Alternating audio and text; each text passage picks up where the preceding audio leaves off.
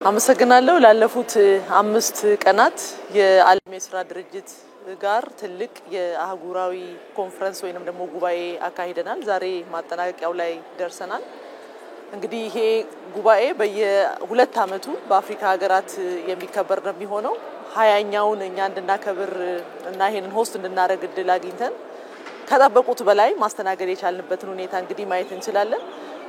ከ50 የዓለም ሀገራት እንዲሁም ደግሞ አብዛኞቻቸው የአፍሪካ ሀገራት ሆነው ከ26 በላይ ሚኒስትሮች የተገኙበት ትልቅ ለመጀመሪያ ጊዜ የአዲስ ዲክላሬሽን የአዲስ አበባ ዲክላሬሽን ብለን በተለይ የሰው ኃይልን የሚጠቀሙ የኢንቨስትመንት አማራጮችን የልማት አማራጮችን ከግምት ውስጥ ባስገባ መንገድ አፍሪካ የወጣቶች ሀገር ናት። በተለይ ደግሞ ኢትዮጵያ የወጣቶች ሀገር እንደመሆኗ መጠን የሰው ጉልበትን መተካት የማይችሉ ቴክኖሎጂዎች ላይ ትኩረት መደረግ እንዳለበትና እያንዳንዱ የሚሰሩ የልማት ስራዎች የሥራ ዕድል የሚፈጥሩ መሆን ይጠበቅባቸዋል ተብሎ ነው ያንን የኢንቨስትመንት አፕሮችን ስንከተል የነበረው።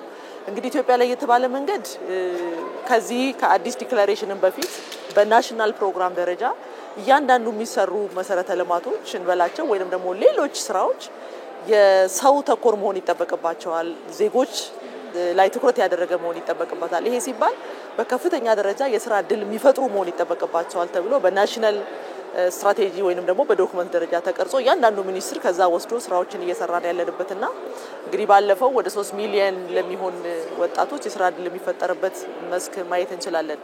ከዚያ አኳያ እንግዲህ የከተማና መሰረተ ልማት ሚኒስቴር ከአይኤልኦና ከኢትዮጵያ መንገዶች አስተዳደር ጋር በጋራ በመሆን ነው ይሄንን ጉባኤ እያካሄድን ያለነው።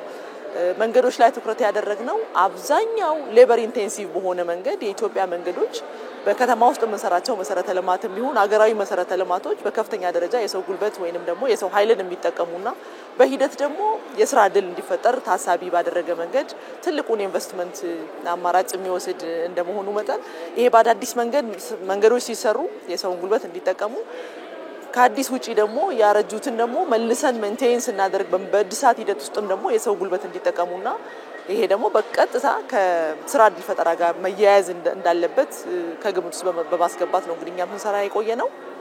አንዱ የወጣቶች የሥራ ዕድል ፈጠራ ጋር ያለ የመሰረተ ልማት ግንባታ ሂደት ነው። ሁለተኛው ደግሞ እንግዲህ የሥራ ዕድልን ለመፍጠር ሬዚሊየንት የሆነ አካባቢን በጥሩ መንገድ የተጠበቀ አካባቢ መኖር ይጠበቅበታል። አካባቢ ዲግሬድድ እየሆነ ምንም አይነት በተፈጥሮ የነበረ ነገር እየቀነስን በሄድን ቁጥር የሥራ ዕድልም ይሁን ሬዚሊየንት የሆነ ኮሚኒቲን ከመፍጠር አኳያ የራሱ ትልቅ ጋፕ አለው። እንግዲህ በብዙ የዓለም ሀገራት ላይ ችግር የሆነው የክላይሜት ቼንጅን ከርቭ ለማድረግ የኢትዮጵያ መንግስት በተለይ ደግሞ ክቡር ጠቅላይ ሚኒስትራችን የአረንጓዴ አሻራን አናውንስ አድርገን እንግዲህ ከ40 ቢሊዮን ችግኝ በላይ መትከል የቻልንበት ነው። ይሄ ማለት ለቀጣይ ለሚኖረው ትውልድ የሥራ ዕድል ፈጠራም ይሁን ለአየር ንብረት ተጽዕኖ የማይበገር አካባቢን ከመፍጠር ማቋጫ ትልቅ አስተዋጽኦ አለውና ይሄ እንግዲህ በጣም ተደመዋል። ይሄ ነው የወደፊትንም ትውልድ የሥራ ዕድልም ይሁን እጣ ፈንታ መወሰን የሚችሉ ስራዎች በኢትዮጵያ ደረጃ እየተሰሩ መሆኑን እንግዲህ አናውንስ የተደረገበት ነው። በአጀንዳ 2063 የኤስዲጂ የአፍሪካ የልማት ፕሮግራም ላይም እንዲሁ በእቅድ ደረጃ ተቀምጠው የነበሩት እያንዳንዱ የአፍሪካ ሀገራት ያንን ካስኬድድ እያደረጉ የፕሮግራም አካላቸው በበጀትም ተደግፎም ጭምር ስራዎች መሰራት እንዳለባቸው ከንግግር በላይ ወደ አክሽን ትኩረት መደረግ እንዳለበትና ከኢትዮጵያም ልምድ ሊወሰድ እንደሚገባ እንግዲህ በሂደቱ ማየት ይችላል። ከ2979 በላይ ታዳሚዎች ነበሩ በጉባኤው ላይ የተሳተፉት። አብዛኛው ከውጪ የመጣ ነው። እንግዲህ በንግግር ብቻ ምንናገረው ፖሊሲ ብቻ ስትራቴጂ ብቻ ሳይሆን መሬት ላይ ደግሞ ኢትዮጵያ ምን ትመስላለች የሚለውን ለማሳየትም ጭምር አዲስ አበባ ላይ በጣም ብዙ የልማት ስራዎችን መጎብኘት ይችላል። እንግዲህ በየጊዜ በአፍሪካ ህብረትም ይሁን በተለያዩ ትራንዚትም የሚያደርጉት እዚሁ ስለሆነ በኢትዮጵያ አየር መንገድ የሚጠቀሙ ስለሆነ ከጊዜ ወደ ጊዜ ያለው ለውጥ ማመን የማይችሉበት ደረጃ ላይ የደረሱበትና ይሄ ለኛም ጥሩ አቅም እየሰጠበት ለነሱም ደግሞ ልምድ ወስደው የሚሄዱበትን አጋጣሚ መውሰድ ይችላል። የአፍሪካ ሚኒስትሮች የራሳችን የሚኒስትሮች መድረክ ነበረን። እዛ ላይ የተግባባ ነው።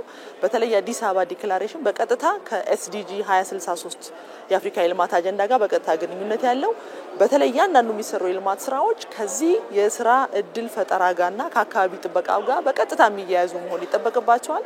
እያንዳንዱ በአፍሪካ ውስጥ የሚፈሱ የፋይናንስ አማራጮችም ጭምር ይሄንን ከግምት ውስጥ ባስገባ እነ ወርልድ ባንክ እና አፍሪካ ዴቨሎፕመንት ባንክ እና ሌሎች ፓርትነሮች እዚህ ላይ ትኩረት አድርገው መስራት እንዳለባቸው አቅጣጫ የሚያሳይና ሪከመንድ የሚያደርግ የፖሊሲ ዳይሬክሽን እንዲሁም ደግሞ ዲክላሬሽን እንግዲህ ተቀምጧል። ይሄንን ወስዶ የመተግበር በየኳርተርሊ ደግሞ ኢቫሉዌት ሲደረግ በአፍሪካ ህብረት ስር ስታንዲንግ ኮሚቴዎች አሉ ይሄንን ኢቫሉዌት የሚያደርጉ የትኛው ሀገር አሄድ እየሄደ ነው የትኛው አልሄደም የሚለውን ደግሞ በሂደት የሚታይ ነው የሚሆነው።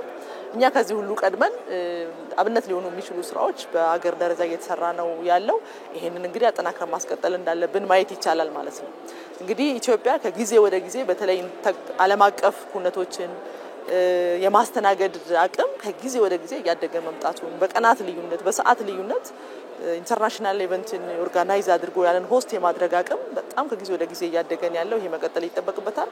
በተለይ የኮንፈረንስ ቱሪዝም የምንለው እንደው ሪያላይዝ ያደረግን ያለ ይመስለኛል። በጣም የሀገራችንን ገጽታ ከፍ ከማድረግ አኳያ ትልቅ ሚና ያለው ይሄኛው ደግሞ ለየት የሚያደርገው ያንዳንዱ ታዳሚ $500 USD ነው ሬጂስተር አድርጎ የመጣው። እንግዲህ ይሄ ማለት ለሀገራችንም የምናመጣው ገቢ አለ። at the same time ደግሞ የንግዱ ማህበረሰብ የከተማ ነዋሪውን በማነቃቃት ሂደት ውስጥ የራሱ አስተዋጽኦ ማበርከት የሚችል ነው። ህዝባችን ጨዋ ነው፣ እንግዳ ተቀባይ ነው። ይሄንን እንግዲህ ለዓለም እያስተዋወቅን ነው ያለ ነው። በዚሁ መንገድ ይቀጥላል።